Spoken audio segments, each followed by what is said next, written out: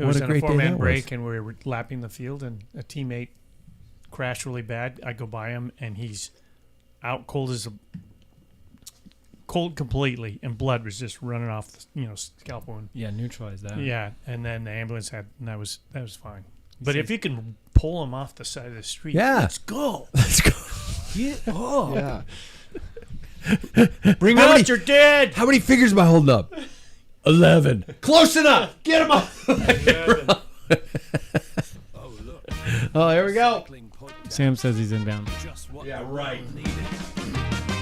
Grab your overpriced espresso and let's talk about your FTP. We're the Packfillers. We did do that a lot this weekend. See?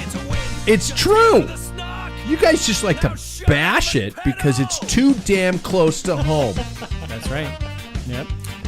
Here we go, poem time. Ghana is smashing the time trial clock while Vingegaard hunts for the pink on the block. We survived Bloom and the terrible crashes. Now we're nursing our egos and dressing road rashes.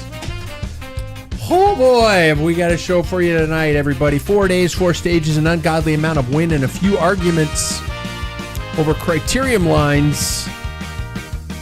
A few? A lot. Welcome to episode 528 of the longest standing podcast on the sport of cycling. This is the Packfiller Podcast. Of course, you need to think of us as a post-ride beer with several friends and one asshole. I'm potentially that asshole. But less potentially this time, and I'll talk about that. The complete Packfiller Empire, except Sam because he's late, has returned to the studio, reeking of Neosporin and existential exhaustion. I am Pat Bulger, and my legs currently feel like they were used as a prop design in a low-budget horror film. Let's see who's here with our regular introductions and our now athletic prologue, brought to us by our friends, some fine support at Athletic Brewing, flavor recovery, and all the good stuff without all the booze. Thanks to Athletic for keeping me thin and aware. Tonight's question, gentlemen: if your life was to be made into a movie, what genre would it be, and what would be the title? Genre and title. Yeah, Paul. I always make Paul go first, so I usually have to give him a couple seconds because I know he's being thrown under the bus because he doesn't know these questions ahead of time. And in case you didn't know, this is what it sounds like when I'm filling time. Yeah. We good, Paul? Yeah, I'm thinking of a title. I got. Okay, it could be a working title. We don't have to solidify it. It won't be forever etched in the annals of titles. Of are usually history. The easy thing to come forth. Yeah, but maybe not this time. So first and foremost, Bloom just wasn't Bloom without Paul. Mr. Paul Main, how are you, man? I missed it out there. Yeah, my God. I literally had, because they have a live tracker, so every race that finishes immediately, because you're a chip. Oh, that's how I knew, you did it. I knew where everybody was, but I didn't know how you got there. I don't think. Yeah, you had one on your one of your numbers. We didn't have any chips on our numbers this year. I watched. But they probably, as soon as they entered the data in, it probably went straight up and uploaded that way. Yeah, they're pretty like on that. it.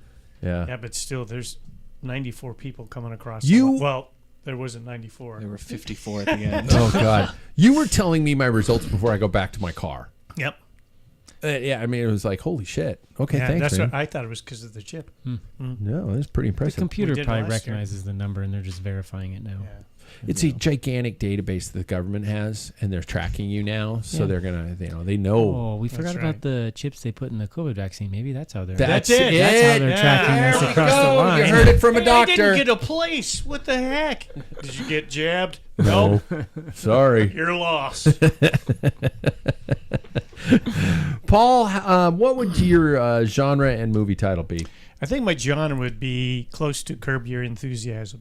My life is just like one thing after another. I mean, and not until afterwards. Even things that they're like, that was kind of tragic, but if you think about it, it's kind of funny. Okay, so you and I are going to pick the same genre, that classic tragic comedy. Yeah. Okay. Yeah. And a working title for it? Oh, man. Yeah, this is a hard one. Life as a farm boy. That's where most of the things that happen. Every day was an adventure. So I first thing that popped into my mind was next year. Next year. Next that year. would be perfect. Next year, the Paul Main story. There we go. Next off, it is Sam, but I'm going to say his introduction. Pretty sure he spent more time caring for teammates than racing this weekend. Mr. Sam Waples. It's going to be hard to roast him after that. He's not. He's not here. But I think it was just an excuse to not race. Yeah, I think he was just like, I can't keep up. So, you need a flat change? Here, let me help you. Oh yeah, I got you, buddy. Happy to stop. I got you, buddy. Yeah, exactly. So we're gonna say Sam's is a genre. Should we say? Would his be a drama or fantasy? Would his be a fantasy? What is Mean Girls? What would you call Mean Girls? Mean Girls is drama. No, Mean Girls is a comedy. Mean Girls is a comedy. Yeah, Drom-com. Yeah, drom-com, and it would be Dark comedy. Yeah, Sam's title would be "I'm Just a Bitch." Yeah, there we go. I just came up with that for him, so he can have that. All legs, no brain. That's what I would go with. All legs, no brain. It's a drom-com. We could go bitch, and then the subtitle would be "All Legs, No Brain." Okay. See, it works. See, we got it. Next, pretty sure he should start charging for his time at bike races, Mr. David Waples. That'd be chill. You should just seriously start billing people. In case the listener doesn't understand, we're going to talk a lot about injuries and crashes this weekend. That'd be cool, yeah. Yeah. So you just hand him your card, hit a stopwatch, get their insurance card. Hey, there he is. Yeah. What's up? David, what genre and title would you choose for your life's movie? I thought the genre would be rom-com. Okay. Yeah. Don't know why. Based in a hospital. Yeah. Based in a hospital. Yeah, exactly. Yeah. Met this sexy doctor. I don't know what the title would be. It wouldn't even work because the first thing I thought of was "Don't Trust a Fart." But like, how does that work? Where's the plot with that? Yeah, I like it. Know, like you could be, okay. No, that works. Story of my life. Don't trust the fart. The David Waples story. Coming from a doctor, he knows. Next off, he is currently in the market for a shiny new bike. And we're going to talk about that one here. And sorry if that one sucks. Sorry if I brought the mood down. Mr. Jackson Bolger. Jackson, most importantly, how are you feeling? We're going to get into the details of it shortly, but how are you feeling? I'm okay. Sunday was bad. Yesterday was pretty bad. Yeah. Today's been a little bit better. How are you emotionally? Oh, better than Sunday. Okay. Sunday was like I've never been. I mean, we can talk about it more later. But yeah. I've never been how I was then. Yeah. That was crazy. Okay. I already introduced you, Sam, so you can say hi. Hi. I made it. Should we tell him his movie title? Oh, yes. What was it? Well, it was Bitch. Bitch. Yeah. Bitch. Bitch. All legs, no brain. All legs, no brain. Yeah. That's your movie Yeah. title. And Fucking Clueless would be another one. The category is drom-com or something. Yeah. Yeah, there we go. My movie, actually, I'm just... Oh, I didn't get one. Oh, you didn't get one. Sorry, Jackson. Yeah. I think it would be like a sitcom, but in the way of like an Office type. Okay. And then I don't know. The title would be "You'll Never Believe What Comes Next." Okay. Because that's not bad. I don't know what the hell is coming next. Yeah. Never. No one does. Would you be the Jim character who breaks and looks directly at the camera at odd and awkward moments? Yeah. I can see that. Yeah, look at these dumbasses I work with. Yeah, just like, oh, yeah. Just Exactly. that straight look that John Krasinski. He does it always every gave. podcast. I don't know if you ever watch these YouTube videos. Does But he's just like, where's my camera? Yeah. Click. Yeah. Stare directly at it. I don't blame him. I really don't blame him. All right, I'm just damn pleasantly surprised. I'm Pat Bolger, and my life story would be a tragic comedy, and I already decided upon it because I had time to think about it, and it would be Shoulder Demons. yeah. I had somebody come up to me this weekend. Didn't know him. I had a lot of people come up to me. Didn't know him. And I apologize to the people who I might have known, but a lot of people come up to me just like, hey, man, how are those shoulder... this guy came up to me and said, how's the Shoulder Demons doing? And I said... What are you talking about? Oh, my God. He says, yeah, I'm a big fan of the show. He says, hopefully you can get rid of those things, but they are really fucking funny. I said, all right, thanks, man. But they are funny. As he rode away, I went, kiss my ass. Yeah, exactly. Yeah. He's better than you. Yeah. He already dropped you. Yeah, exactly. Well, he rode away. Yeah, exactly. Boy, do we have some stuff to talk about, you guys. For those of you not to the area or simply smart enough to have had the weekend spent drinking beer, coffee, and sleeping in, 4 of us are currently recovering from the region's largest stage race, the Wenatchee's own Tour de Bloom. Tonight we are going to go through the weekend, recapping the highs and lows, as well as trying to come up with some sort of understanding of the road racing cyclist and the state of the current sport. So buckle up. Whether you were there or not, you will want to hear this and follow along with us, because you can hopefully, anybody who straddled the top tube and pinned a number on can probably relate in some way, shape, or form. But first and foremost, the very most important news of the entire week. Paul, give us an update on your knee. I went today. Went to the orthopedic clinic. Yeah. And had some x-rays done, and they're going to schedule an MRI, and it is a torn meniscus. Oh. So the treatment will be based on what the MRI reveals. You still have a meniscus? Apparently My so. God. That was preliminary. He's I like, would have. Hey, I hear if you don't have sex, it grows back. I would have bet my left nut that thing would have been gone. With Because your cadence and your age, there's no way that somebody should have a meniscus I keep it remaining. well lubed, my joints. I guess, yeah, you don't have as many Right rotations, right, that it goes around. So you're not bending it as much. No. Yeah. You're preserving. He's Maybe had less I'm use. switching to low cadence. It's rotations. Yeah, it's gotta only be have that. so many. Yeah, Wow. All right, I'm switching to low cadence. that's the beauty thing. Talk to me about recovery periods for torn menisci. That you'd have to talk to the doctor, and I'm sure it depends on. Sometimes they Really? can just go in and snip. Sometimes they have to go in and do some ugly stuff. So. Yeah, really? it depends on the extent, but it can be quick. It can be long, months.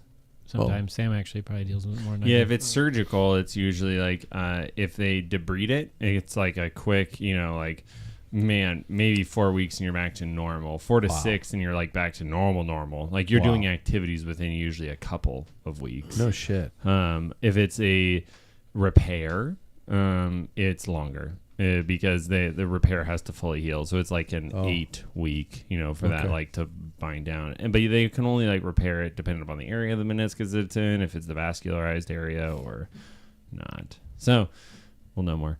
MRI will say. So that we're taking this, and when I say we, because I care, we're taking this as better than an arthritic situation. Yeah, that's a whole knee incurable. replacement kind of a thing like that. Yeah. Okay. So that's how you have to look at it. Okay. The only thing that I should have done is addressed it like a year ago when it started happening. Yeah. As opposed to like, oh no, because some days it's totally fine. I went for a ride today, didn't push it, it was totally fine. But the day Your before average Sunday, watts were like 180 something, which is not. Yeah, I wasn't really pushing it that hard, but when I rode on Sunday, God, I couldn't even sleep that night. Oh, it was shit. so painful. But you get that stupid, like when your car makes a noise. Yeah. And then I need to get that checked. Oh, it quit. It fixed itself. Yeah. Yeah. That's what I was doing. And a meniscus can be like that because there's like a flap tear. There's a whole bunch of different types of tears. Like sometimes, I'm not confirmed on this, but like I can almost guarantee you I have a meniscal tear. I have a lot of friends that have meniscal tears, and you just ride them out, right? But if it's like a flap tear or something where then it like rotates up and then it's constantly catching and it really hurts, then that has to be fixed. But sometimes you can just like get a split from some kind of twisting rotation and leave it. Fingers crossed. We'll see. Okay. I sometimes realize. Did I tell you guys I started pre-med when I went to GU? When I started college, No. I was going to be Never heard that. pre-med. And then I realized how far I got into it, because when you guys start talking about some of that stuff, it just becomes seriously like it is Charlie Brown's teachers. And then if you tour the boot, and then if you got a with the and I'm going, I don't know what they're saying anymore. There's big words. Yeah. It's all like it's in Latin. Or Give me the shot, Doc. Yeah. Okay. Well, I do I say good? No, now Or we do I know say what it shit? is. So now Gooder. it's just moving Gooder? forward. Yeah. Yeah. Okay. Gentlemen, but without providing spoilers, who's racing this Thursday night? Me. Okay, just the two of you? I I might. can't. Why? He doesn't have a bike. Well, I have, I don't have two a- bikes. I don't have a bike, and my muscles hurt pretty bad. Oh, that's fair. Yeah. The bike can be resolved, but the body, it needs time. Yeah. I might need just a week. Yeah, that's fair. I need just a week. I'd be like, I'll see you next year. Yeah. Yeah. I'll be out there tomorrow and Thursday. Wednesday and Thursday? Yep. You're going to do both? The old twofer. And Wednesday night, or and the 24. And 24. Well, yeah, we Best got that event of this the year. weekend. I am going to plug Okay, that too. okay. So, Cool, no, cool, cool, exactly. cool. Okay. I will not be racing this Thursday. I apologize. What? Well, at 24. I go out there on Thursday morning, and I'm there until Monday afternoon. So, I know. But, yeah. Yeah, we need you. Well, and the other thing about it is... Yeah, that's like the saddest thing ever. We're going from a full freaking squad to it's going to be David and I. Yeah. Yeah. Are you More or going? less. Yeah. Yeah. If my knee feels good, I'll go out there. I'll But have I don't Uncle Paul know. At least. Yeah. Yeah, but I can't push. I was thinking about doing the bees and hanging out with There you go. with the boogers. Yeah. Careful. You know what? I'm still going to whip it out. Josiah will be there. Oh, Yeah, That's yeah, right. yeah. That's right. That's I right. bet you. All right. My only issue is if heaven forbid something went wrong, I can't be out of commission for the 24. I can't. Yeah. And I don't want to do that to my fellow Oh, yeah. No, co-race you're making the director, so- mature and correct decision. I know, and I don't like it. Yeah. I really don't Fuck you. like it. I know. Thank you. I don't know about you guys, but I always like the training series races after I had a hard weekend. I think, I'm just going to be tired. And I'm always like, whoa. Really? Yeah, your legs feel tired. Next thing you know, there's things just start happening. Wow. Yeah, I liked it. You two are racing. Waples boys are racing the 24. Yep. What are the hopes? What are the plans? What do you want to have happen during the weekend, other than riding around with just your bibs on, which is so gross? Oh, it's going to be party vibes. Okay. You guys racing it to race it, or are you just going to go out and The just... first lap is screw always a around? race. Okay. It doesn't matter after that. Okay. And then we start drinking. Pretty much. And I do the first lap. I might have a remnants and pressurized of a keg from the old beer sponsor if you guys want to just Love tap that. that out and drink it at the Love race. that. We can do that. I might have 2 or 3. We could do Wonderful. that. Yeah. We'll drain them all. Say goodbye. Say They're goodbye. warm. Just They're like really warm right college. now. Yeah, but you can have them. You can have them. All right. So anyways, I do need to mention 24hoursofriverside.com, 24 Hours of Riverside. We're putting the final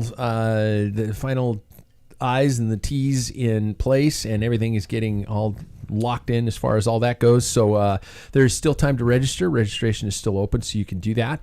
We got a good group of riders, and I guess the theme this year is superheroes. So bring your cape and your cowl and go from there. If you guys need something, I got plenty of Batman stuff for you. That would be fun. Okay. Well, Do you have any like nipple covers that are Batman like themed? Yes, but you can't have Like them. the bat signal or You something can't I have can them put because over they're my- custom. Oh. I think we're about the same size. Okay, let's do it, you guys. And Paul, because you weren't there, you can leave. No, I'm kidding. Because you weren't there, I want you to jump in and provide a whole lot of information because you've been there, you know the humble beginnings, you know where the thing came from. Plus, you've got a great perspective on the sport and tactics and why some people are such idiots. From its humble beginnings to arguably the largest stage race in the Pacific Northwest, if not the West Coast entirely. 4-day, 6 days for the pros and pro women. It was an interesting experience for all involved. It was my first time there. You guys, Waples, it was your second time or third or fourth? Oh, that was like my fifth time. Fifth? It was his fifth or sixth, and it was my fourth or fifth. Jackson, your second. Second time. Okay. If you had to give an overall grade to the event itself, not the people participating in the event, just at the onset, I'm going to ask you at the beginning and at the end, what would you give the grade to the race itself? The And race. Paul, you can The jump in on event? there. Yeah, the event. Always a 10 out of 10. It's an 10 A. out of 10. It's an A. Yeah. Hey, Yeah. okay. Yeah, they crush it. Yeah. Yeah, he knows how to put on an event. Yeah. Ace is, amazing. Courses are great. They change them a little bit. Yep. It's fun. Okay. It's always well supported. They do a great job of always looking after the riders. Yep. If you had to give a grade to your level of preparation going into it, what would it be? Man, I would honestly give myself, I don't know, A-. Okay. I worked pretty hard to get there. Yeah. Sam? C. C? David's like, that's generous. Okay, I didn't think it was going to be a C, but I thought it was a solid A. I was pretty serious. I raced a lot going into it, and man, I don't think I could have been that much more ready. Yeah. With the fact that I have a really demanding job. Yeah. Yeah, Absolutely. no kidding. Yeah. So Yeah, I'd give myself a high grade too because I think you get an A+. Mm-hmm. Oh, Yeah. Just like you definitely. I mean, yeah. in comparison to the last 5 miserable years. Jesus.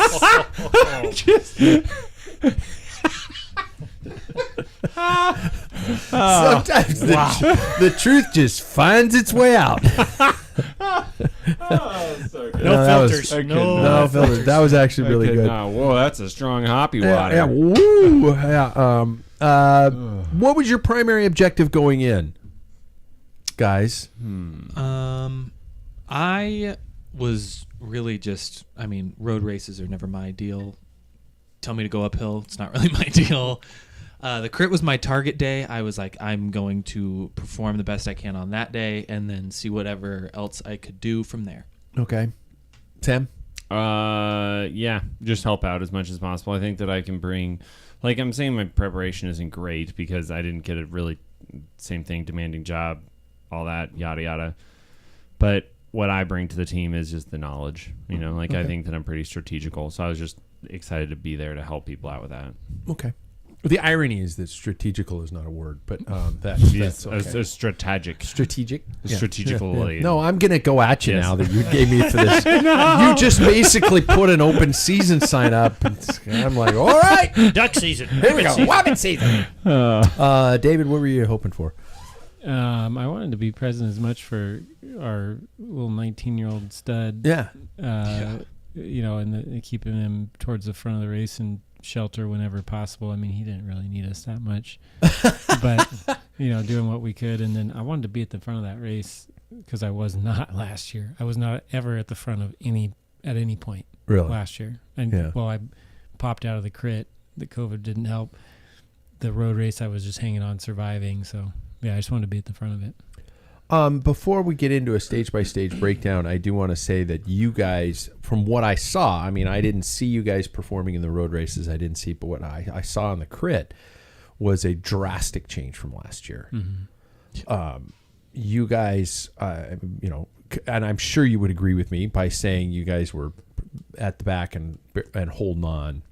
In that Sam was the year. only one at the back, wasn't he, in the end? Yeah. Sam was at the back holding on. We were off. Yeah. Yeah. So. And you guys were all front third, really battling. Sam, you were even up there, a lot. And then once it crashes, I checked out. Yeah, exactly. And who... I don't blame you for that. So I can say that was a very impressive jump over the course of your I even chased some moves. Yeah. And that was a horrible idea. Yeah. It was a terrible idea. Yeah. Never mind. And on top of it, you guys, what I'm jokingly calling your Avenger Super Squad. Yeah. How and that came about just a kind of a, usually when Spokane's represented, it's 3 or 4 different teams of 2-3 guys, and you guys decided to kind of come together and make that all happen. How would you say that all worked, considering you guys are going to be battling each other probably in 2 days? Now going back to battling each other. From the outside, it looked like you guys were getting along swimmingly. It was really good, honestly. It's easy. Yeah. These are the guys we race with every week. Yeah. So we know each other's strengths and weaknesses, and yeah. It was cool to pull a whole bunch of, different teams together. That was a cool idea. I think it's awesome for a big event like that. Mm-hmm. It was really interesting too how I would say we know each other, but it felt like a whole extra level.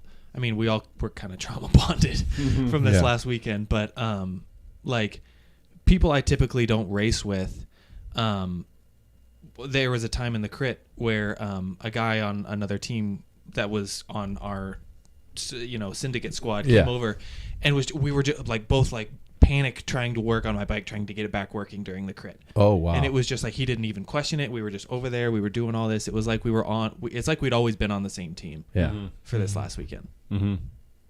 That's cool. That is very cool. And Bear, who was the leader of the team. Mm-hmm. He got 8th. Isn't that correct? Or is it 9th? 8th or 9th. Ninth. Yeah, I don't know. Yeah, it just broke top 10. I know How did he was in there. 94 people started. Yeah, exactly. Not everybody, not all 94 finished. No. Yeah. Yeah. Yeah. Do you guys mind going through it stage by stage? And I we got to keep this kind of fresh and rolling, but we got to also kind of introduce people who don't know anything about the race. Stage 1, I got this. You okay? Uphill time trial. There we go. Takes about Mass start uphill time trial. trial. Yep. It takes about 18 to 25 minutes, I think, for most people. 18 being like the very pointy end. 95 people going uphill. It was rough. Most of us. Centerline rule? Centerline rule in effect. Jesus. Yep. It was brutal. That is Started off incredibly hot. Our teammate Bear got 7th at that, so he did phenomenal. And the rest of us kind of just, I don't know where we finished. We did our best. We were, I think top 30 to 50 for most of us after that. I got 4th to last. Oh, okay. I didn't see And that. our other teammate, Clint, got 2nd to last. Nice. Okay. Not So, last. not We were both like, we are the biggest 2 guys here. Yeah. We got to just make it up this climb. Yeah. Yeah. So you guys just kind of tempo rode the thing. Yeah, I set my 2nd ever best power. Dude, yeah, that's the In thing. my is that- lifetime. yeah, you still have to get up that climb. Yeah. Yeah. Mm. Yeah. I went into it thinking it was going to be far worse than it was. You did it. You had a great time and did great power. 13th. Yeah. I don't know what the power was. I wasn't paying attention. Power was like your second highest of all time, or maybe Was it your really? first highest. I of all just time. jumped on tempo. I just kind of I think I had I did have watts displayed, but I just let riders go, and then I slowly kind of started to bring them back, staying at the same pace the whole time. The whole time I was in my head going, Pat, this is not the stage you're going to win. This is an omnium. Just chill. Just ride it and get across the line. And so I was happy with how all that went. I was unhappy that I left my jersey with a car, and then the car that was going to bring it up, I seriously think they went into town and just had sandwiches or something like that because I You was heard just I standing found there. them. What? I found the truck. You I did? rode down to look for them. I found them halfway down on their way up, and they wouldn't stop, and so I chased them back up the climb. Oh shit! Now, who are these people? I think the actual clothing car left an hour before the start, or something like that. And so everybody comes down there not realizing that, probably because we skimmed through the tech guide instead of read the tech guide. Felt like one of my English students. So there was a car there doing late registrations, and people just started throwing clothes in that woman's truck. Yeah. And so she it's said, her fault. yeah, exactly. And I was there talking.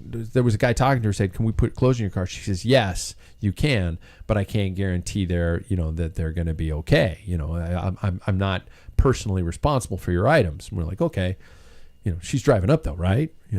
Right. Yeah, and I never saw her, but I got my jersey back the next day, so it was good. It was sitting in Lost and Found. I just standing up the top of the mountain waiting. Josiah and Jackson and Josiah's wife were waiting to go back down the hill in their warm car, and I'm going, just a couple minutes. That's a $200 jersey. It's my thermal jersey. I really like it. It's cool. It looks good. I'm slimming, and I just really like it. Then I just was like, after a certain point, I went, screw this, let's go. And I just got in the car and we went down the hill. I was going to say, then you rode down? No, I Oh, got in Josiah's okay. truck, thank Yeah. God. Yeah. Which is a rolling apartment complex. Sweet. It's a beautiful It's so nice vehicle. in Beautiful vehicle. Okay, so what do you guys think in terms of having a mass start uphill time trial technical for an opening stage and separating the initial overall? What do you guys think of that format? Now, we did mention center lines, and I think center lines are going to be a big topic of the night, especially when you got a field of 90 people. And some guys who think they're really cool and just blasting off the front and causing damage in that first stage. I mean, I wasn't there. I was there last year for it, but I think you kind of have to do what they did for this, like center rule in effect, because there's just one road up and down. Yeah, oh, absolutely. You have to do that unless you're going to just trap everybody up there for 30 minutes and then bring them down in waves. Yeah. That'd suck. Or you do a time trial, then you got one rider every minute, and you got 600 riders, and that's all day. And I think Yeah. that, personally, you should have some, hopefully, semblance of where you're going to end up. I would have started in the very back of the pack because I'd been like, not my game, Yeah. you know, and I just like started in the back of the pack and let the other young guns go up there first. I'm curious, did anybody use any team strategy? I mean, it's a race. There was, yeah. I mean, that would be a great thing to do. Like if I was on the team, whoever the leader was, the guy that could climb, I'd say, hey, dude, we're pulling a train. Yeah. Take the big, strong guy, somebody with a big ass like you. Yeah. Just like, and then have meters. him Yeah. barking up, pick it up, Yep. pull off. That's how I would play it. I would just go as fast, and then you're in your own little world, and you have people pushing through. You can create that lead guy can work his way through, and everybody's following. I think that's it how I do started so hot. I don't think any of us could have done that. I was doing almost 700 Were you watts guys started together? just to keep up. No, Or were I you mean, like the scattered out? group started so hot, it just started with a string, and it just slowly got pulled. Nobody could have, like none of us, I don't think, could have stayed up there and tried to drive the pace any harder. Well, and I guess my point is, it's like a lead out. You're pulling away from the group. You as a team would just go and set your own pace. It's all up to that climber, the guy who's winning the Gotcha. stage. And that's how you can control that. So he's not having to battle, look, and have to spurt up to the next guy who attacks, that type of thing. Yeah. If you can just do a tempo for 20 minutes. It's 4 miles. Yeah. Yeah. Yeah. I mean, everybody else is pulling the plug anyway, right? Yeah, I just Yeah, think, I mean, I don't know, because you're just in a big bundle at the bottom of it, Mm-hmm. and then just light off a gun and you're instantly going uphill. You don't get any run into it or No. anything. So. Yeah. There's no roll Yeah, into yeah. it. Yeah. It's from the I very think go. still you just all stage together. No, I mean, that's no how I would crashes. do it. Yeah, and no crashes on stage Yeah. The one. headbutts did start on stage 1, though. The headbutts. People That- were headbutting to get you out of the way. That I was mean, I like wasn't in that. talking about the line thing. Like there was a team there that was headbutting another rider to get him out of their line because he's like, that's my wheel. And it's like, well, I'm here. On Sorry. stage 1, mind you, Yeah. we're going Yeah. uphill. So that was the theme. Yeah. Okay. There, Is this a there new is thing? a Canadian junior team, a PNW, I Yep. think is it? That I actually met one of the kids down when I was down in the desert. Kid is unbelievably strong. Yep. They But had, they're yeah. 18 years old.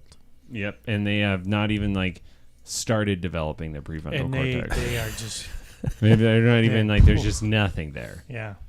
Yeah. The kid was like amazing. Incredibly strong. So Yeah. strong. I wonder Yeah. if he was here. I wonder if he was at the race. Saskatchewan is where he's from. They- He that- told me his name and I forgot. They lapped the crit field. Which Mm-hmm. Mhm. means they Two of the shouldn't guys be from in that the team. field. Yeah. Well, If you're lapping your own field, you got to go up. yeah. In Yeah. a 2-3 Mhm. field, you got to go up. Yeah. Well, it's points though too. I mean, if they didn't have points, they didn't have points. But, I mean, we were doing The whole, We'll get there. how many people? No, okay, yeah. Anyway.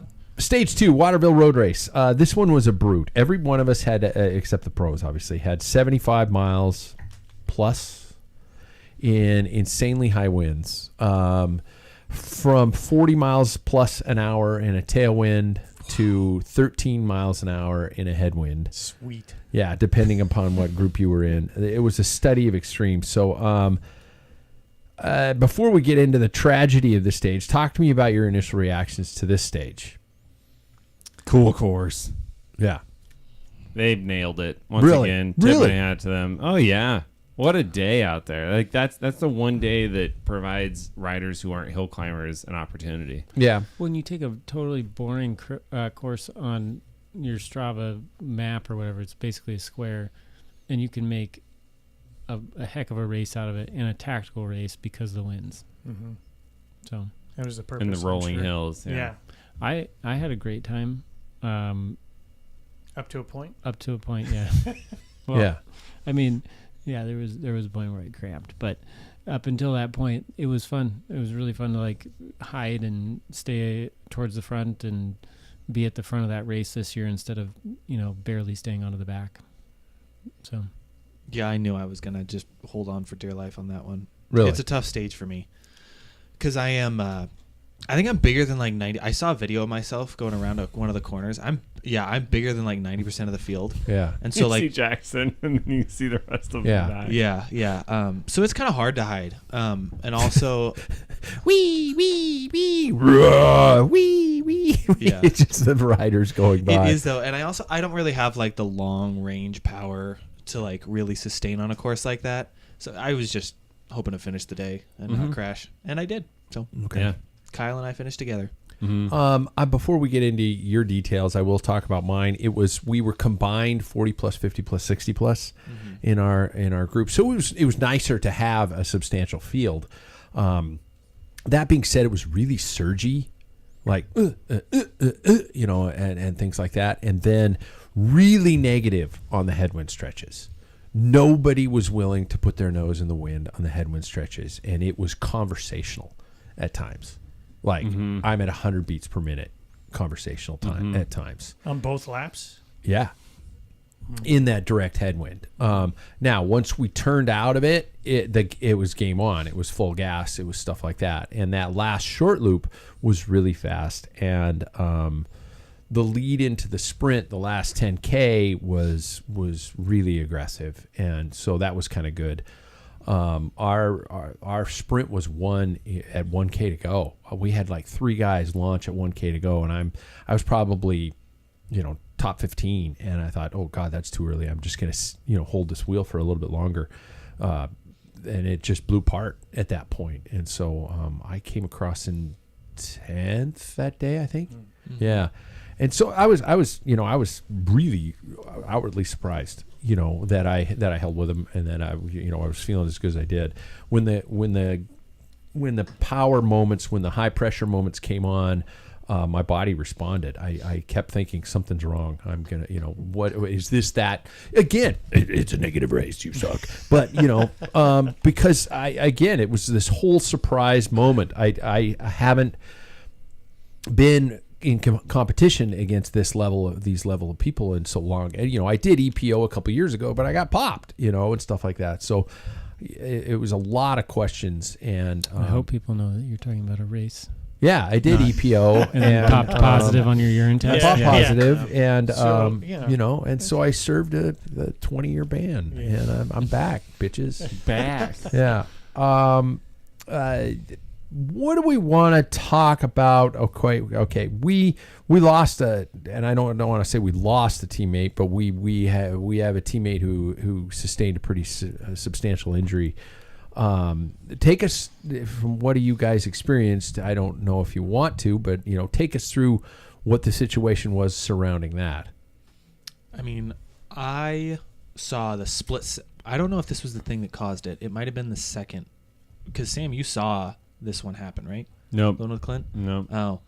I was remember just behind you guys. Oh, okay. I just remember our race consisted a lot of like really, really heavy braking and really, really heavy like pouring on the gas. Okay. In that first bit. And I just remember, Josiah and I were next to each other when it happened, and we were going really, really fast, and then we were just really pouring on a heavy dose of brakes. And I remember like my back wheel was skidding out. I was hitting so hard. Jesus. And then I just heard chaos behind me, and I turned around and I didn't know if I saw purple jersey or what, and I just remember saying to Josiah, where's Clint? And then I was like, I think he might have been gone down, and I guess he did. Yeah. And this was, correct me if I'm wrong, in one of those super high tailwind stretches. Was it right at the beginning of it or right in the midst of one of those? Pretty close to the beginning. Yeah. Speed You was come ramping around the up. corner and you're like drop down and then a little tiny kick up. Like, so, but I was like chasing you guys, and I was at 30 miles an hour at that point. Yeah. According to somebody said they saw on Strava that he went from 38 to 0. Yeah. So he was just hitting the gas really hard at that point in time. Talk to me about the extent of his injuries. He has basically 4 broken spinous process. It's the little ears on your spine. So all on one side. It's not something you have to do surgery for or leaves you paralyzed. People hear about broken spines and they worry, but it's probably a similar recovery course to breaking ribs. probably more painful. Yeah. A lot harder to avoid putting extra tension and pressure on your spine than it is your ribs. So, do we equate this crash to tension, to nerves, to inexperience, to bad course design, to just bad luck? What do we equate this to? I think it's hard to know with this one because none of us saw it. I think, yeah, but I'm just going to guess like inexperience. You know, it's just because it happened time and no. Because it just happened time and time again all weekend. We'll talk about the other crashes, but where people would try to be moving up in a scenario where it's like, don't move up right now. That's a bad move. Don't go there. And it's like you see people trying to shoot through gaps. And it's like, that's not a gap. And then boom, big crash, right? And it's like, so yeah. I think that it was an experience. I think it's just there's a lot of power in this pack. I mean, way more talented than I ever was on my best day, but don't know how to handle a bike. Do we equate? Is there a rubbing is racing boomer type of a thing with this? The younger people going, hey, you know, if you can't handle it, don't get up here. The way I found it was like when you say rubbing is racing kind of thing. Like there was more like. I don't know. There were a lot of skittish riders. Mm-hmm. So like if you were to get in a situation where you were close to one another and maybe your hands touch. I had that happen one time. I touched hands with someone and they were like, whoa, buddy. And they were like getting mad about it already. It's like there was just a lot of like high tension. No, there was a lot of high tension. Yeah. I bumped against people like plenty of times and the first day and then the last day on the road race. And it's just kind of like, you know, you're just using your body moving around through the pack. It shouldn't be that big of a deal, but also you should be in a safe position where that's not a big deal. Yeah. You know? Yeah. 100%. See, my field, every time it happened, I got tense. Mm-hmm. I didn't freak out myself, but I saw it in front of me. I was like, oh shit. Because with the Masters field, you could have people who have been racing since myself, 1982, and you could have people who've been racing since COVID. Yeah, yeah, and it is all Zwift, you know, and things like people that. that have had osteoporosis for the last 20 years. Yeah, exactly. And some people. By the way, are the really tall socks a big thing in your field too? Yeah. Jesus, tap dancing, Christ, those things are horrible. Yeah, they go up to like just below the knee. Yeah, they're horrible. Mine were falling down on the stage we're talking about. Okay. So I had probably the lowest socks. Okay. And I just about the sock thing real quick. Somebody said it's like less than 3% advantage watts wise. So what the hell? Well, and it's shame, and it's the dignity element that is just absolutely horrific. Some of them are so bad, it's just like going, Jesus Christ, did you swim? And are you going to run after this? That's where we're going. Yeah, yeah. Sorry, triathletes. It's just, I understand why you guys do it, but I'm a cyclist. Don't do it. The Wenatchee Criterium, Stage 3. Marquee stage, in my opinion, 4K. 4 corners, 1 kilometer loop, stretch between corners in 3 and 4, brick and downhill. It's not real brick. It's kind of just that stenciled concrete kind of a thing. Wouldn't you agree? No. Or was it brick? I think it's real brick. Okay. Yeah, but it's not uneven. Yeah. It's nice and level. Yeah. And slippery when it's wet, by the way. Oh, yeah. I believe it. Lap times just around 1 minute. The pros were getting under 1 minute quite consistently. Beer gardens, great crowds, the feel of what bike racing used to be and should be again. My wife attended with me, and she had an awesome time. She was just saying, this is really cool. This is really fun. At one point, we were in the beer garden, and I looked over, and she's leaning over the fence, looking out with a big smile on her face, and the wind is blowing her hair back. And I was just going, okay, this is vibes. Yeah. It was really cool. So I will start because the drama is obviously going to come from you guys again. I spent the whole race pretty much as I did the whole weekend, surfing the wheels, making sure I had the juice for the whole thing. I did have some issues with a random guy when we were going up the climb. He just out of nowhere kind of swerved and hit my front wheel, and I had that in a couple spokes, and I went whoa man, and the guy in front of me, it startled him, and so he said something, and I'm just like, dude, just take it easy or something like that. And then some random guy, who I think was the friend on a different team, turns back and says to this guy who's just swerved kind of, unintentionally into me. It was, it wasn't a big deal. He says, "Don't worry about that fucking guy. He's just a dumbass," and blah, blah, blah, blah, blah, blah, blah. And I have to go back to the video because I've been trying. I'm reading the book called Let Them, which is all about, hey, if people want to be an asshole, just let them. Just let them. It's okay, Pat. It's okay. That book went flying out the window because I think the first thing out of my mouth was, and how many times have I dropped an F-bomb tonight? I don't know. I've None. 2? Okay.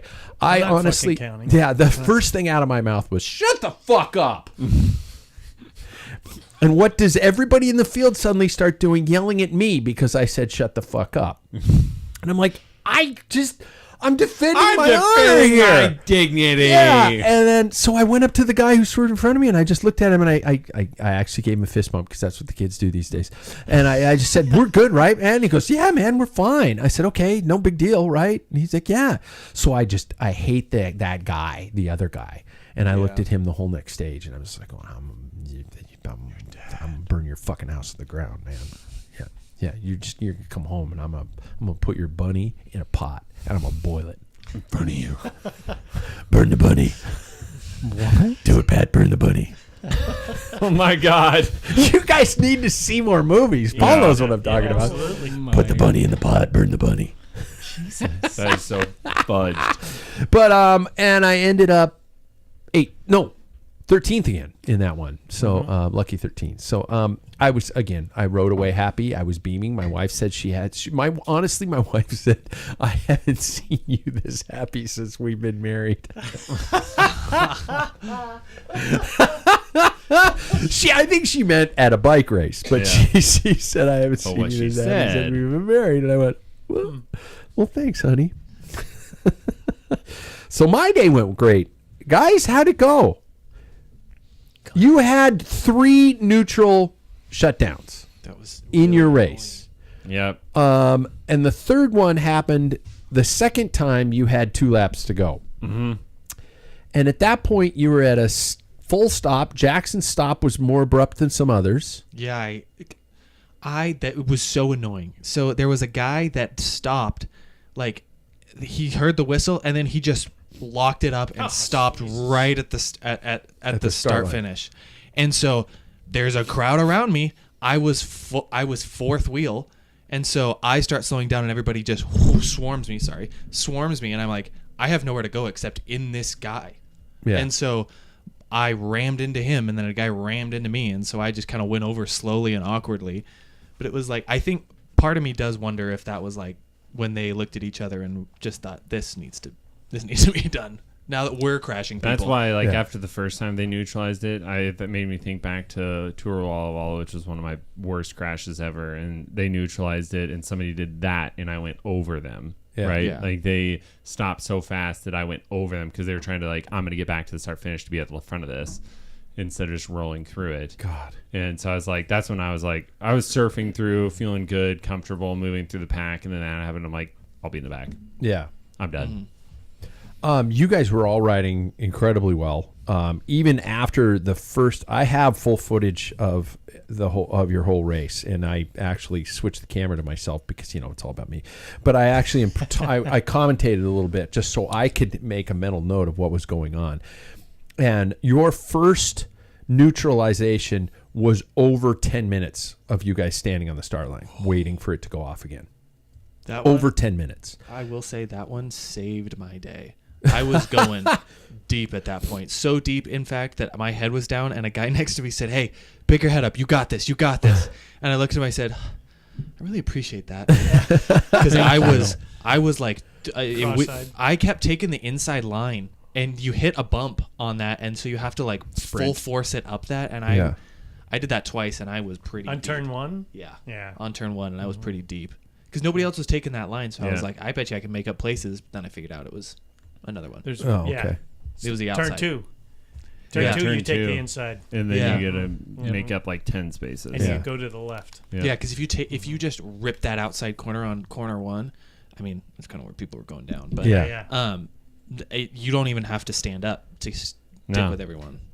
And these crashes you guys probably didn't see them because they were either behind you or something like that. I did see one You of did them. see I one. was right next to one of them. Were they justifications of a neutralization? I don't know. The one that I saw, I was kind of wincing a little bit because the wheel was like right next to my head. Oh shit. And so I think the bike was kind of like coming back out at us, but they were just going into the hay bales or insulation bales or whatever it was. Mm-hmm. They weren't. I don't know if they were on the course after. I didn't see the next two though.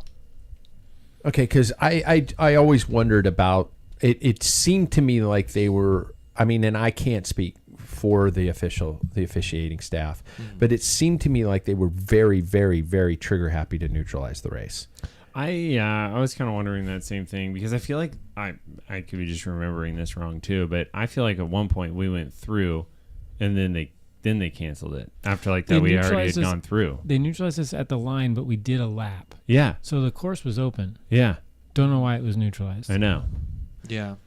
Huh. So yeah, there was a couple of those calls that I was like, that's weird. But I mean, I understand the idea of if you have a crash and you have bodies on the course and you need to stabilize somebody, you need to get them on a board, get them out of there so we don't have any bad injuries. I understand that, but in some cases and especially with lap times that are under a minute, you got 48 seconds to get the hell out of the road, and how do you assess? How do you do all that kind of stuff? And and all that.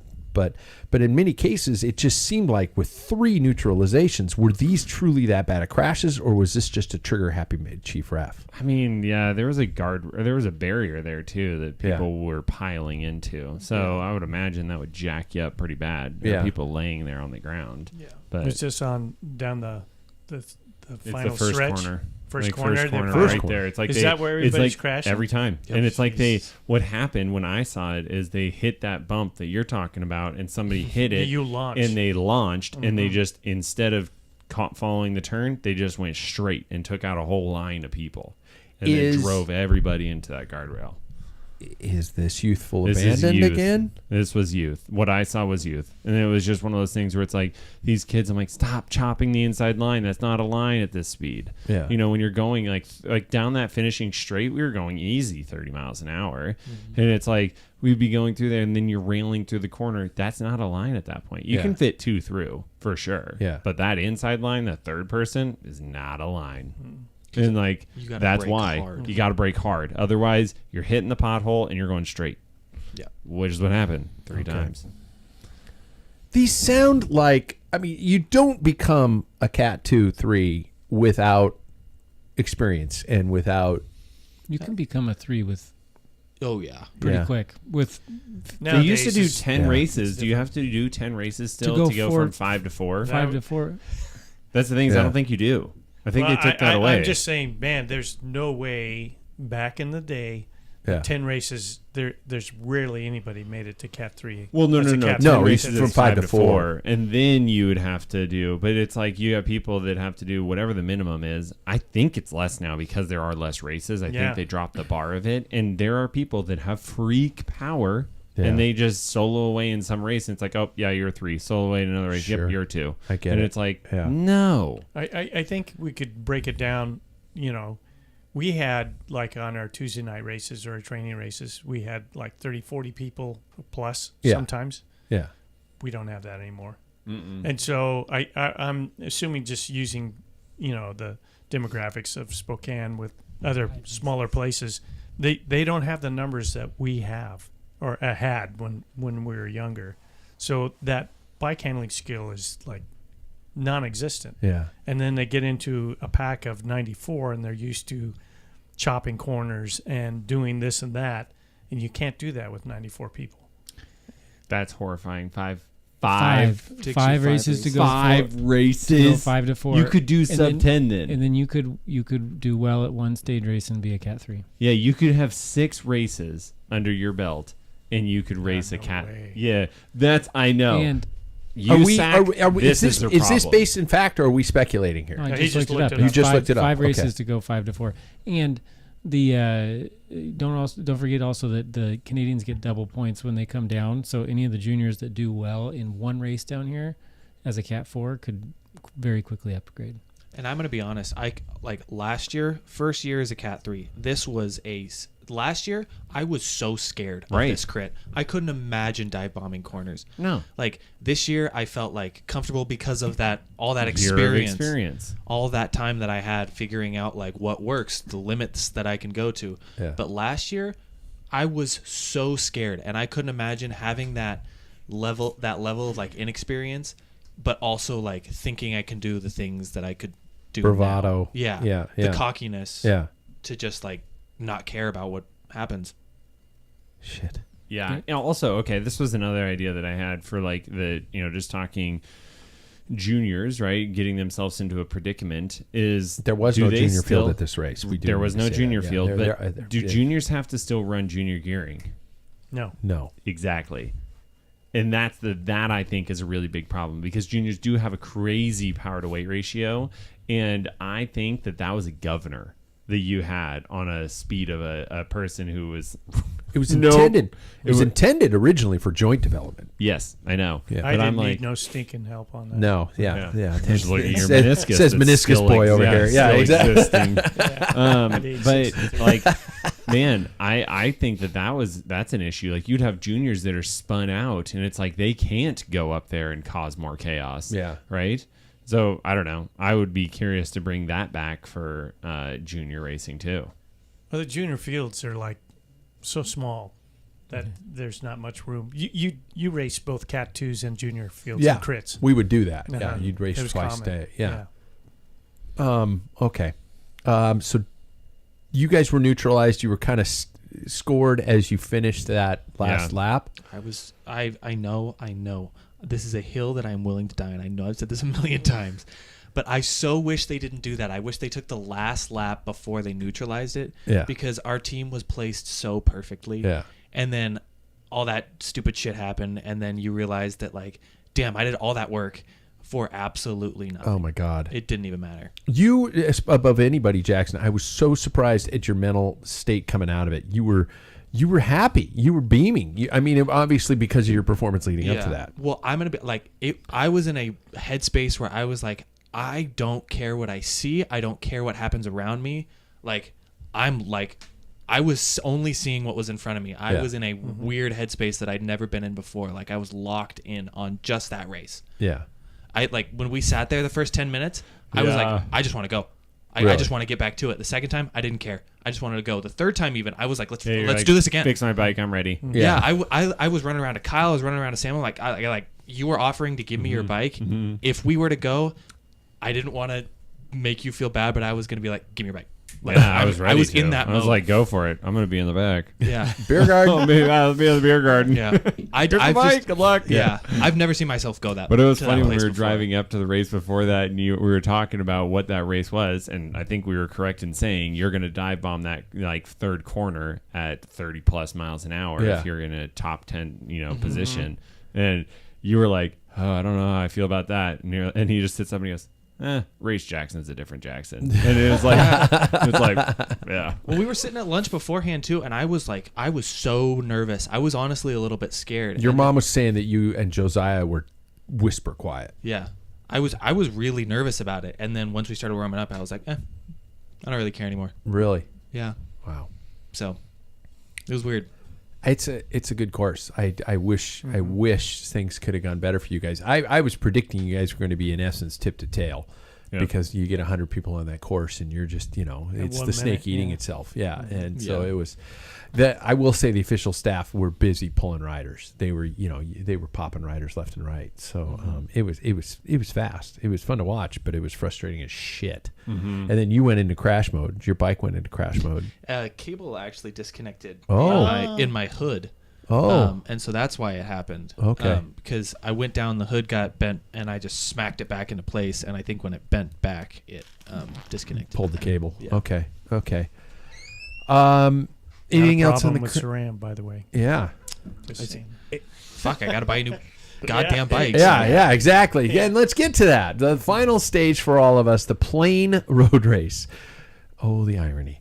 Because it was anything but plain. This was another day. This was a hell of a day. I will get the happy little lighthearted old man Pat story out of the way. I felt really strong. I managed 8th on the day. I think I would have even done better. The road was center line rule in effect the entire race. We had a brake go clear. I saw the brake go clear. I was at the front when the brake went, and I went, I should chase that, and I didn't. How far into it? the big laps on the back half coming back right before we started. No, Did you guys do early. 2 laps? Yeah, they did. We did 2 laps. Yeah. Nice. So we only did 48 miles that Yeah. day. So it was, I think we were in the 20s still, 20 plus. And we got neutralized after the crash. So they had to stop us at the top of the feed hill, let the brake go again, and we waited for the brake's distance to be reestablished, and then we went again. So, Their crash. their delayed crash your race. neutralized us. It was. Yeah, and the thing that killed me the most was, and I talked to a lot of guys in my field after it. Again, they combined 40s, 50s, and 60s, which was a good thing because there are a lot of accomplished riders in that field. I was really impressed with some of the guys, but the sprint, 200 meters is where the road opens up. We got to about 800 meters, and there were at least 15 guys across the center line, sprinting their asses off, and nothing happened. No DQ? Nobody was DQ'd. Nobody was relegated. Nothing. And No protest. no, and that's, I think, the problem is nobody filed a protest. But I think it was also a situation where there were so many people off on that side. I know a follow car couldn't go, oh, that's number 483, Yeah. 429, 567, And so that was pretty much bullshit because they got a huge launch before the rest of us, and I had to sit on a wheel while the guy got tired, and then I was able to get around him, because his launch wasn't as powerful as I wanted it to be. But I ended up 8th there. I ended up 12th overall for the weekend. So That's awesome. yeah, for I predicted top 10. you did. You screwed me for 2 places. Come on, You Son son of of a I'm sorry. bitch. I was 16th going in, and so I ended up 8th. I mean, not 8th. 12th. 12th. How many which- were in your field? 50 some. Yeah. That's crazy. Yeah. That's really. So you should be it's- really proud of that. I'm not upset. I'm not upset. I don't like to brag, but I felt very strong when the surges happened. It didn't. There were a couple moments where I was in the red, but I was never like, oh my God, I can't hold the wheel. I'm drifting back. There was never a moment the whole weekend. I never had a moment where I was like, oh shit, if these guys don't eat up, I'm not going to make it. You should walk away from that really happy. That's really cool. Yeah, I am. And so, I'll talk about that in future shows about what's next and all that kind of stuff. And, all the preparation that went into it and how it worked out and how amazing how paying attention to modern training technology can actually help. Jackson, talk us through your day. Oh man, I mean, it was a pretty plain Jane day. And for the understatement of the year, I mean, leading up to what happened, it was we were just kind of riding through. It was like normal pace. I would say it was a little bit faster than it was the year prior. Going into that, I mean, This is lap 1 this is lap 1 Yeah. of 3, right? of 3. Yeah. I mean, I only saw 1.5. So yeah, but the first lap was faster than we were doing last year. We did that, big U-turn, and we were going pretty fast through that section, and that was kind of freaky. And then we finished the lap pretty normal. Went pretty neutral at the start of the second lap, and then we started kind of going downhill, and all of a sudden There were a couple attacks that had gone. There Yeah. was like a 3-man group that was off the front, and so then it strung out. And that's why I was like thinking there was another one of our riders next to me, and I'm like, it always happens at the fucking feed zone. Like people always attack at the feed zone. It's the stupidest place to attack when there's people trying to get bottles and stuff, and like then there's just chaos in the field. Anyway, that is exactly what happened. Yep. And we went to a bridge right before the feed zone, and somebody shot a gap that just wasn't there. on the inside, outside, On the inside, okay. towards the right-hand side of the road. And, I mean, if you've been across a bridge in your life, there are guardrails on sides of bridges. And this guy went in so hard to that guardrail. Just boom. We must have been doing 45. 42. Okay. I looked exactly at what we were doing. Oh my gosh. And okay. we went in, and I was the only one from our team that went down, thankfully. But I just remember seeing the guy hit the guardrail, and like parts just exploded off, and then slowly but surely it's just spanning across the road. And I think I was grabbing brakes and I was like kind of scanning the road. There were people next to me and I'm like, if I do this, I'm going to just make it worse on their side. So I was like, I have nowhere else to go but straight. And I just remember a wheel hitting me somewhere in the front. And all of a sudden I was off the bike. Yeah. I don't remember hitting my head necessarily. I remember my mouth hitting my hand. And then next thing I knew, David tapped me on the shoulder and asked me what I hit. Okay. And I think, you could probably tell me if I'm wrong, I think I said I hit my head and I hit my mouth. And your hip. You were worried about your hip? Yeah, my hip. You did hit your hip. Pretty bad. Yeah. Yeah. And then, a guy came over. I mean, I'm pretty sure you knew instantly that I was okay to walk. But because I was pretty with it, I feel like. Jump in if at any time I'm wrong. I was pretty with it though, and I just kind of like... Just startled. Yeah, I was pretty startled. I was in the fetal position. And then one of the race guys came over and was like, don't get up. Like, let me feel your neck. And he was like pretty much pulling my neck out of the socket, it felt like. And I was like, I'm fine. And he just kind of like kept yanking at it. And he's like, okay, I'm going to move on to the next guy. And after that, I just tried to get up, but my hip did hurt pretty bad. Mm-hmm. The one thing that I do remember that made me emotional probably for the rest of the day was standing there, and I remember hearing a lot of really crazy stuff in the background. And then can you tell us what that is? Just for I don't want to put you through trauma, but can you tell us what that was? I mean, for a trigger warning, this is it was pretty traumatic.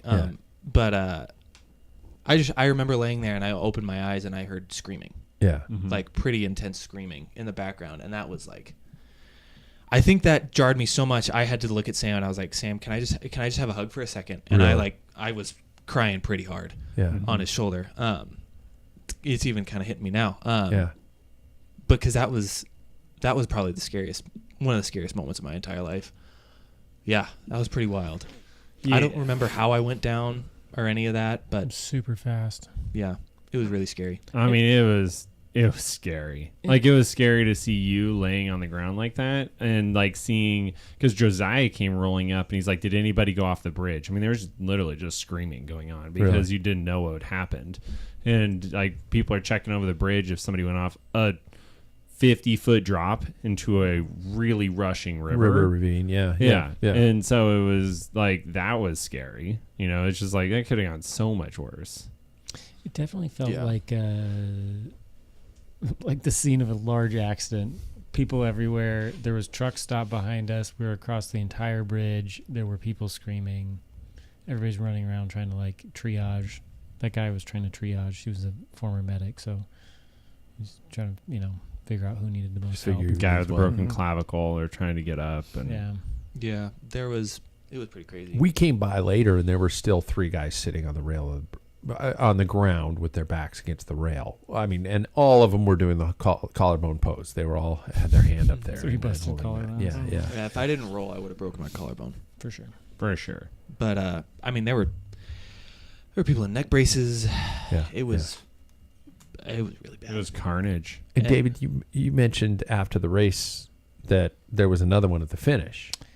It sounds like I didn't see it, but after they neutralized us. Sam and 2 other teammates and I finished, and we basically were just putting in our good effort to the finish, and they stopped us at 1K and said race is over, and we kind of stopped and looked and said, "Was there a crash at the finish?" And they said yes. And you get up there and there's like 2 or 3 ambulances, people on stretchers. It was after the finish. The crash occurred after the finish. And the 2 guys that crashed, I think, were in 24th and 5th after the sprint.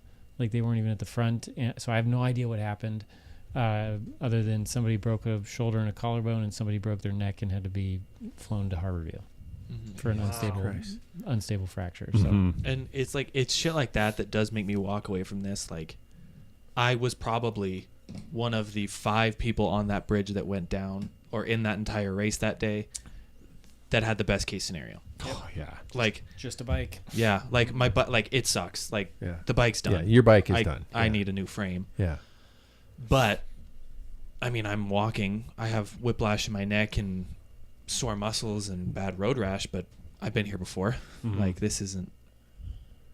Can I ask, the whole drive home after finding out what happened to you, I talked to you on the phone, and the whole drive back, I was in my head going, now what? Is this it? Is he, what does an emotional experience like this do to you in terms of your willingness to hop back on? I mean, it really doesn't do anything, which is kind of messed up about me. I think I texted you guys later in the day that I was like, I just kind of want to. I'm mad that I can't go back out. Yeah, I'm mad that I don't have that machine anymore. I mean, I'm gonna be honest. I cried a lot about the bike on the way home. Yeah. I've spent 5 years with that thing, and I love that bike so much. There's a scratch on it that I noticed on this. Yeah, right on the seat post. Well, You can translate You should that see to a it new now. one. Yeah, If you'd I- like. Yeah, I'll do it. Yeah, we'll do it. It's my job. It's my job. But like, even I think it's just the competitor in me and the fact that I really do enjoy this. Like, I came away from the weekend with a positive, honestly. Like, I was really proud of myself and how I performed. I put myself in positions that I had never done before. And Sam, when you even looked at me tonight and said, "Are you coming on Thursday?" a little part of me was like, I could probably ride your Cervelo. Like, a little I part. don't have the Cervelo anymore, so you'd ride the tarmac. Let's fucking go. But like, but like, I have like a mindset like that of like, yeah, let's do it again. Well, Because I hate that it's a part of it, but it does make me a little bit gun shy when it comes to other races. I mean, I know when it comes to like local stuff, I feel really safe around the rest of us. I mean, the crash I had 3 years ago now at the track, that was a fluke. Yeah. I mean, that stuff never really goes on, but coming back to something like that was, unless there's some sort of big change in the field and the demographic, it makes me a little gun shy to go to something like that again. Does it? Because I mean, it was a miracle. It was honestly a miracle that nobody else went down on that stage that I went down, and with Clint too. I mean, it was a miracle that not all of us were taken out, because it was a really big weekend of really big crashes. You had one stage that was crash free in your field. And that Uphill was the hill time the trial. uphill time trial. Yeah. Mm-hmm. So something's got to change. Something's got to be enforced. I mean, I will say, if you're crashing out the field more than once during the same weekend, which I saw a guy with the exact same bike crash out the field 2 times. There's got to be something imposed on that. Yeah. Headbutting? I'd like to see a fine. Also, why don't we neutralize it in a crit if there's like 20 people that go down? Yeah, why are they not Why don't they neutralizing stop that? the- yeah, They why- didn't Because then, like, neutralize hey, your you race guys want to after keep that? racing? And we were like, can we? We're like, Like, yeah, go for it. And it's like, okay, we'll go ride solo. You know, it's just one of those things. Like, what are we gonna do? We can't catch that group. They average 27 miles an hour Yeah. for that race. Yeah. You know, I mean, What? in the They pro, didn't. they didn't neutralize the field. no. Okay. No, they just let them have at it. And We were driving home, and I saw Bear still in the front yep. with the group. Yeah, riding the same exact pace, same exact course. I mean, in a real pro field, you're gonna have a follow car situation or like a string of cars that's gonna help you get back on. You have mechanics to help you get back up and going. But in our field, it's like Even the like guys that went down are screwed. Like, even when I was racing, 10 years ago at least, like, if you had a crash, the cars, like, the car would get everybody mechanically sound, and then they would literally come up and pick up the first rider and pick up the second rider, and then you'd have this long train of people where they pull you back into the field, and then it's like, okay, you're off. I think the rules on that depends on the category of race. There's category A, B, C. At least you used to. I haven't read the rules. You can't do it depending on the category of the race. I think what we're seeing is, so the pros had actually the same amount, the Pro 1-2 men, and I think the women, but they had rolling enclosure, which They probably did. would have had a different. I think there might need to be, unfortunately, a limit on that. Yeah. Yeah. I mean, that's what listens to you guys. how I think if I was Like if promoting you it. It's like, exceed 75, you need to have a rolling enclosure. yeah, Nice. That's a logistical nightmare. for 96. yeah, Six, and I don't know how they and you got to have pull it off. cop. You got to have But law if enforcement. you there's gotta- a yeah. certain number of juniors, I mean, you're just created another. The thing is we all know promoting a race is so tough.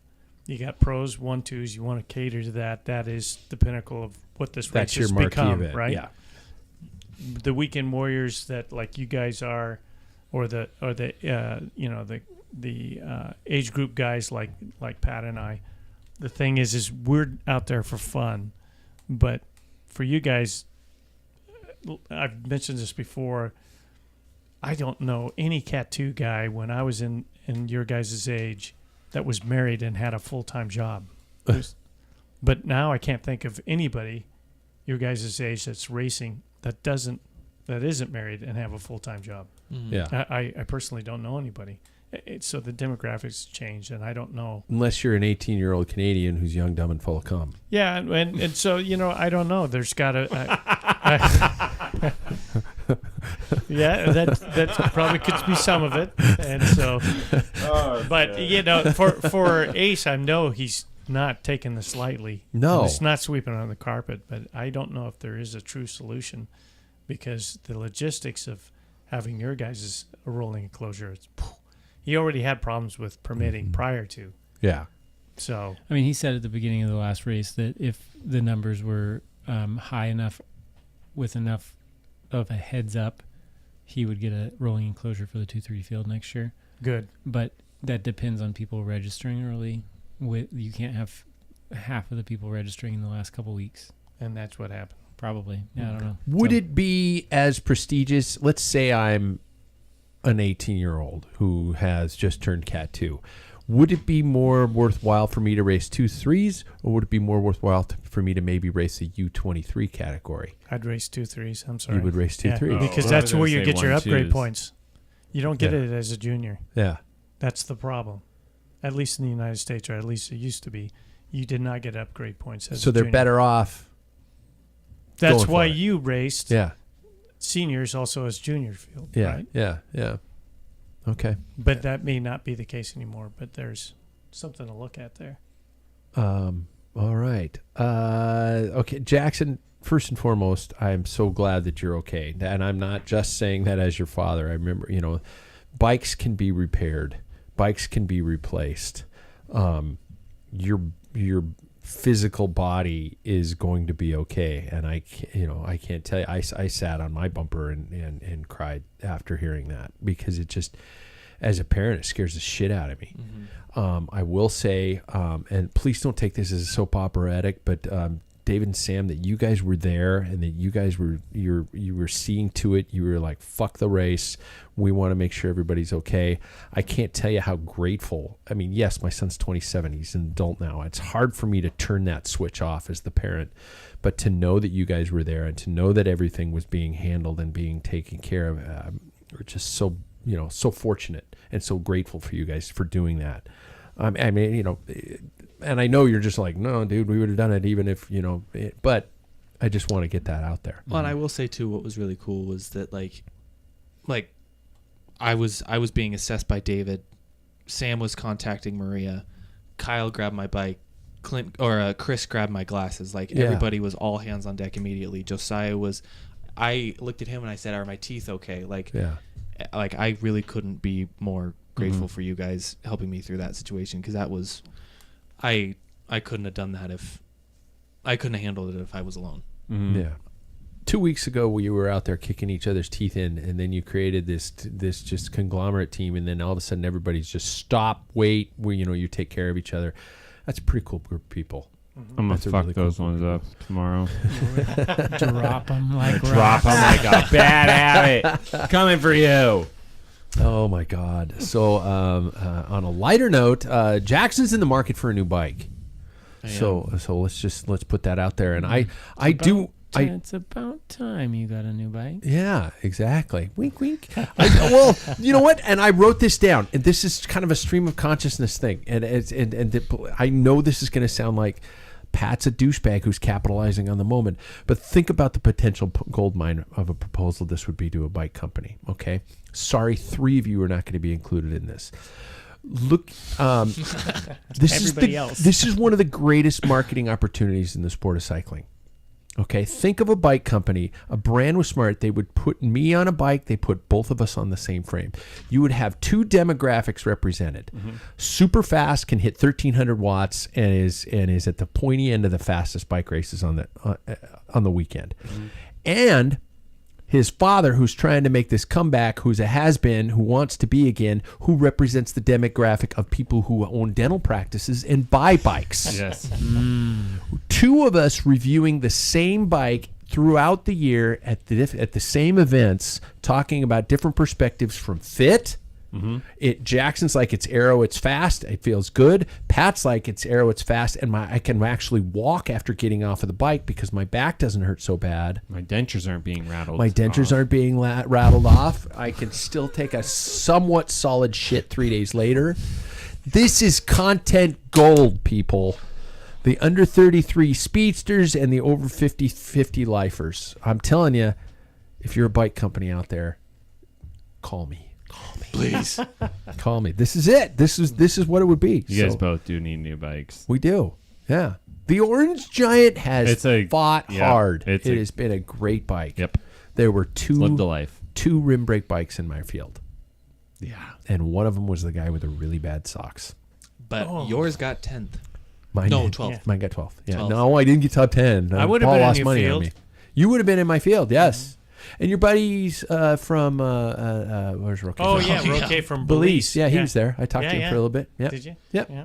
Yep. He listens to the show, and Michael was there. Yeah. They were. And they brought a guy he got 3rd in the road race at Waterville on the Pro 1-2s on Friday.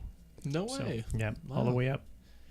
All the way Okay. up from Belize to Pro 1-2. We are going to we're gonna forego segments tonight because I knew we were gonna do a good amount of road, but I do want to come away with some conclusions and reflections, and this is for everybody.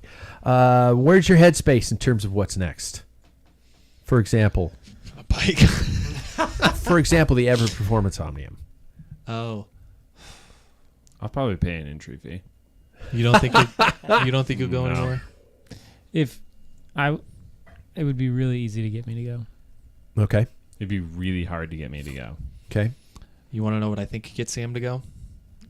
If we went. Exactly. Yeah. That's what I mean. It would be really easy. And I looked at you because you could get me and we could get him. And that has nothing. That was traumatic. All I legs, like no brain. All seeing, legs, no brain. 2 teammates, like losing 2 teammates to injuries. Like that sucked. It did Yeah. suck. That was a rough weekend. That was one of the worst weekends I've had in a long time. Jackson, if you had a rolling piece of carbon fiber between your legs, would you go? Oh.